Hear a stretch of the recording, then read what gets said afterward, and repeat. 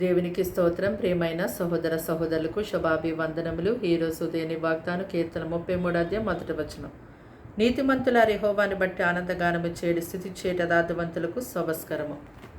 చూడండి, ప్రభువైన యేసుక్రీస్తు వారు నీతిమంతుడు, నమ్మదగినవాడు. ఆయన మార్గంలో నడుస్తున్నటువంటి ఆయన ప్రజలైనటువంటి వారందరినీ ఆయన తన శిలువ రక్తం ద్వారా తమ పాపములన్నీ కడిగి నీతిమంతులుగా ఆయన తీర్చిదిద్ది ఉన్నారు. అయితే యేసు రక్తము ద్వారా కడగబడి నీతిమంతులుగా మార్చబడినటువంటి వారందరి యొక్క నీతి వేరు, ఈ లోకములో ఉన్నటువంటి నీతి వేరు. మరి దేవుని చేత నీతిమంతులుగా తీర్చిదిద్దబడినటువంటి వారికి ఈ లోకములో కష్టాలు, బాధలు, అనారోగ్య సమస్యలు, ఇబ్బందులు, హింసలు, వేదన, పోరాటాలు, బాధ, దుఃఖము ఏది కలిగినప్పటికీ కూడా మరి ధైర్యముగా ఉండగలుగుతారు. అయితే యోబు గారిని చూసినట్టయితే పరిశుద్ధ గ్రంథంలో ఆయన తన జీవితంలో నిలవలేనంత, తట్టుకోలేనంత బాధను ఎదుర్కొన్నాడు.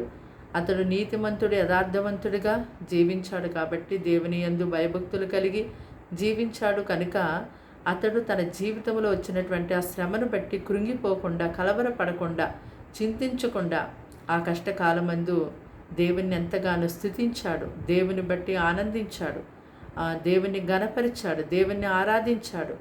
కనుక ఈ సమయమందు ఈ మాటలు వింటున్నటువంటి మీరు దేవుని చేత నీతిమంతులుగా తీర్చిదిద్దబడినట్టయితే తప్పకుండా మీ జీవితంలో ఇప్పుడున్నటువంటి శ్రమలలో కృంగిపోకుండా ధైర్యంగా ఉండగలుగుతారు.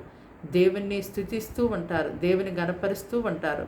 మరి మీకు ఉన్నటువంటి కష్టాలు బట్టి దేవునికి దూరమైపోయి ఎంతో బాధతో, కృంగిపోతూ, వేదనతో జీవిస్తున్నారంటే మీరు దేవుని యందు యథార్థంగా, దేవుని యందు నీతిమంతులుగా ఇంకనూ తీర్చిదిద్దబడలేదు. అందుకే మీరు ఈ లోకంలో ఎదురవుతున్నటువంటి శ్రమలు బట్టి భయపడుతున్నారేమో, బాధపడుతూ కృంగిపోతున్నారేమో. యోబుని ఒకసారి మనం జ్ఞాపకం చేసుకుందాం. యోబు ఎలాగైతే తన కష్టకాలమందు దేవుని స్తుతించి దేవుని ఘనపరిచాడో అలాగా మరి తర్వాత దేవుని అతన్ని ఎంతో గొప్పగా రెండంతలుగా ఆశీర్వదించాడు. తను పోగొట్టుకున్న దానికంటే రెండంతలుగా దేవుడు అతనికి ఇచ్చాడు. ఏదైనా దేవుని బట్టి నీతిమంతులుగా ఉన్నటువంటి మీరు ఈ సమయంలో ఎదురైనటువంటి మీ యొక్క బాధలు బట్టి, ఇబ్బందులు బట్టి కృంగిపోకండి, ధైర్యంగా ఉండండి, ప్రార్థించండి.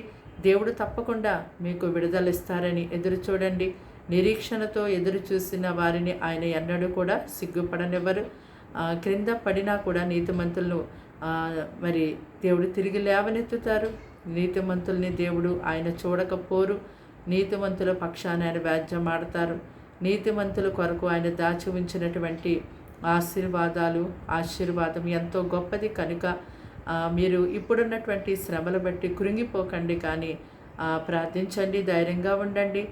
మీరు ఇప్పుడు ఎదుర్కొంటున్నటువంటి శ్రమల్లో కూడా దేవుణ్ణి స్తుతించండి. మీరు సంతోషంగా దేవుణ్ణి ఘనపరచండి. దేవుడు మిమ్మల్ని గొప్ప సాక్షులుగా నిలబెడతారు. ప్రార్థన. దేవానికి స్తోత్రాలు, స్తుతులు తండ్రి. ఈ మాటలు వింటుని బిడ్డల్ని మీ రక్తంతో కడిగి ముట్టి బలపరిచి స్వస్థపరచండి అయ్యా. వారిని ప్రభా నీ ప్రజలుగా అయ్యా ఉన్నటువంటి వారందరినీ ఆశీర్వదించండి. ఈ దినమంతా వారికి తోడుగా ఉండండి. పాలు తాగే పిల్లల దగ్గర నుంచి పెద్దవారి వరకు కూడా, వృద్ధుల వరకు అయా మీ యొక్క ఆరోగ్యము, శక్తి, సంపన్నత వారికి అనుగ్రహించండి. వారి జీవితంలో ఎదుర్కొంటున్న సమస్యలన్నిటి నుంచి వారిని విడిపించండి. నీ వైపు తిరిగి ఏదైతే అడుగుచున్నారో అది యేసు నామములో వారికి అయా అనుగ్రహించండి. అయా కీడు, శోధన, అపాయాన్ని తప్పించండి. వారికి మనశ్శాంతి, నెమ్మది, ధైర్యాన్ని మనం అడుగుచున్నాను. అయా కృంగిపోతున్న మనసును తీసివేసి వారిని బలపరచండి, ధైర్యపరచండి. ఈ దినమంతా వారికి తోడయుండి కాపాడమని యేసుక్రీస్తు నామములో ప్రార్థన సమర్పించి అడిగి వేడుకుంటున్నాం తండ్రి. ఆమేన్.